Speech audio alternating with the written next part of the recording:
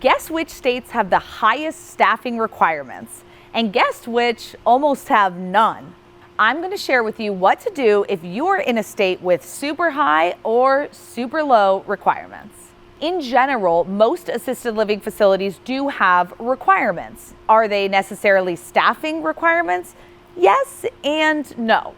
When I say yes, what I mean is that to work in an assisted living facility or home, you are going to need to be licensed of some sort. Certain states have higher requirements, like New York, Washington, and New Jersey, which require over 40 hours of training, while other states have lower requirements, like Maryland, Virginia, and Texas, with less than 4 hours of training to become a caregiver to work in one of these homes.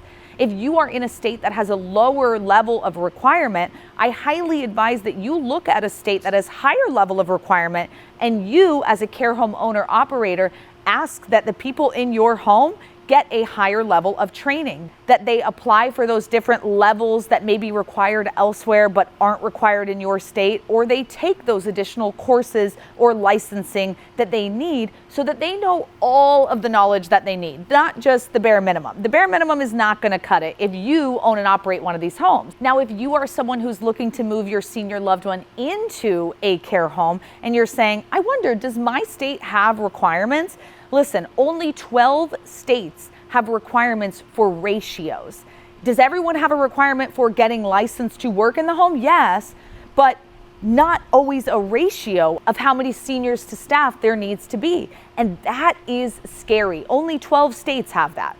Now, listen, here's the secret. If they were to require states, or even nationally, if they were to say, we need to require a national ratio rule for assisted living, it would hurt the big boxes, which is why they don't do it. Because those large communities where they can get away with a 30-to-1 and a caregiver calling out and then having a 60-to-1, they would be in huge trouble. And guess what? The smaller care homes, we wouldn't be in trouble at all. With a 4-to-1 or 5-to-1 ratio, we would be exceeding whatever limit they put in. So instead, most states have a rule that has some sort of wording that says, hey, we need sufficient number of staff working. What is sufficient number of staff? That is totally subjective and could be absolutely different at your facility or mine. So when you're wondering, do they have requirements or not? Yes for licensing, no for ratios. We probably need more, but on a national level, it's more than likely never going to happen. And with the coming silver tsunami of seniors, this is something that we actually probably want to really be implementing so that our seniors can have safety and security in these facilities that they so deserve. I'm going to link on the screen another video right here that's going to share with you the top 5 myths of assisted living. I really want you to check it out because if you're interested in this, oh man, this video is going to blow your mind. Now, if you're looking into a care home that has low requirements, I highly suggest that you ask if that particular home has any other training or resources that they require their caregivers or staff to do. Always ask about ratios and make sure that your senior loved one is getting the top quality care that they so deserve.